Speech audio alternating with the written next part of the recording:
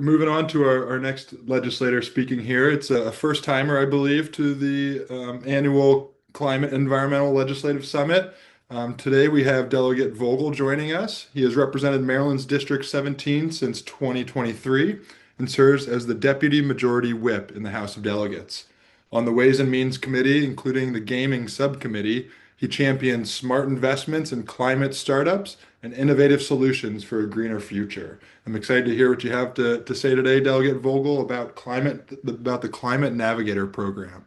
I'll go ahead and turn it over to you.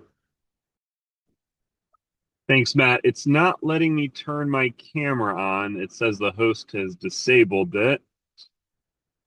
We will fix that There's a for way you. to fix that. Yeah, I we'll can get fix it. started in the meantime. You guys aren't missing anything if you can't see my face, but hopefully we'll get that fixed. Well, thank you, Matt, and thanks to, oh, let's see. Okay, host has asked you to, oh, great. Hey, everyone.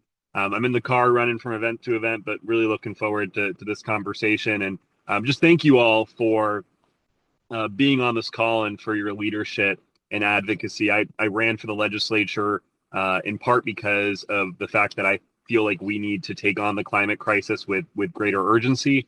And thanks to your leadership, I think Maryland is already a national leader, and there's a lot more work to be done. And I'm grateful to all my colleagues who have been presenting over the course of the day today on a number of important initiatives that I look forward to supporting this legislative session.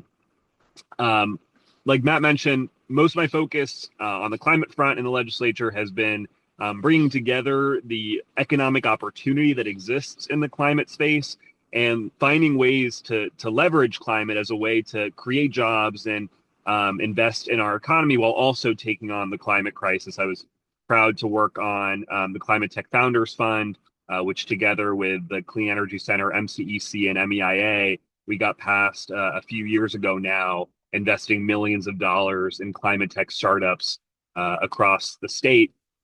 I've had the opportunity to visit several of them, and they're just doing incredible work at addressing the climate crisis while also creating jobs and creating revenue here for our state at a time when we need more economic growth and economic momentum. The bill that I'm introducing this year on energy performance contracts, the Climate Navigators program, and I see a representative here, Pam Powers from MCEC, who can share. If I'm missing anything, Pam, please feel free to jump in. But this bill actually originated at one of the roundtables that occurred at the MCEC summit last year. We were talking about energy performance contracts and the opportunity that they present for our state. EPCs, to make it very simple, I'm sure there's folks listening today who are way more knowledgeable on the details and intricacies of EPCs.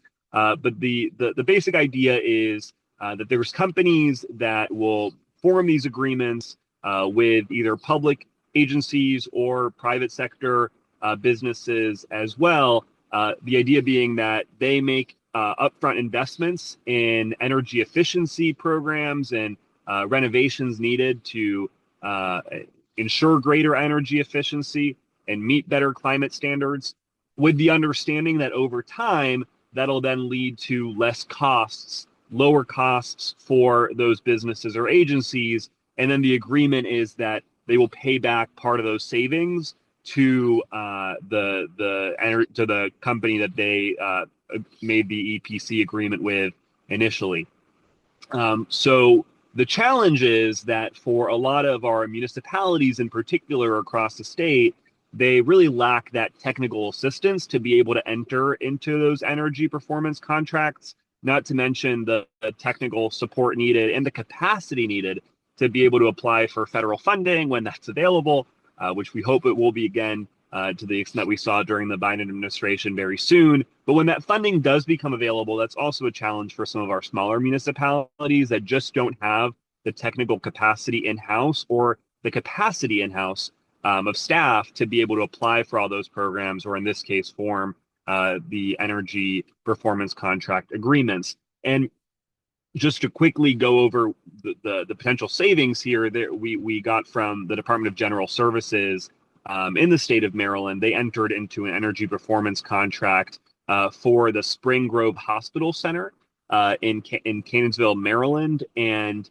That saved taxpayers $2.7 million in utility and operational savings over 13 years and significantly reduced emissions as well. So what this bill does is through the Maryland Clean Energy Center, establish climate navigators that are going to be regionally focused in different parts of the state.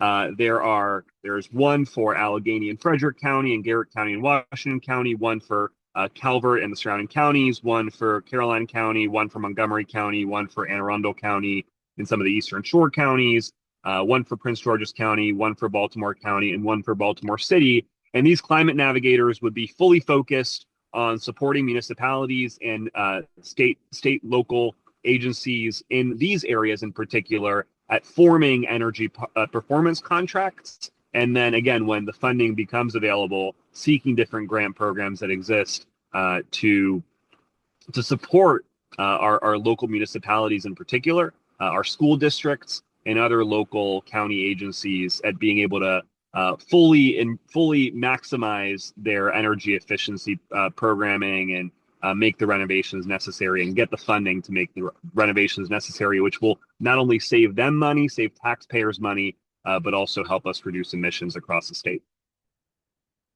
Pam, I miss anything? Sorry, I couldn't hit my mute button. I think you covered everything.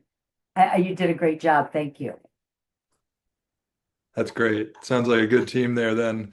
Thank you, Delegate Vogel, for this important resource that seems that so many will be able to benefit from it if this gets passed through the legislative session. So again, thanks for your leadership on this. Thanks for your desire to help protect Marylanders and the climate against the climate crisis. And we really look forward to working with you as the advocacy community on getting this bill moved forward. And thank you all so much. And like I always say when I'm speaking to any climate advocates, future generations are thanking you for the work that you're doing right now. So thank you so much.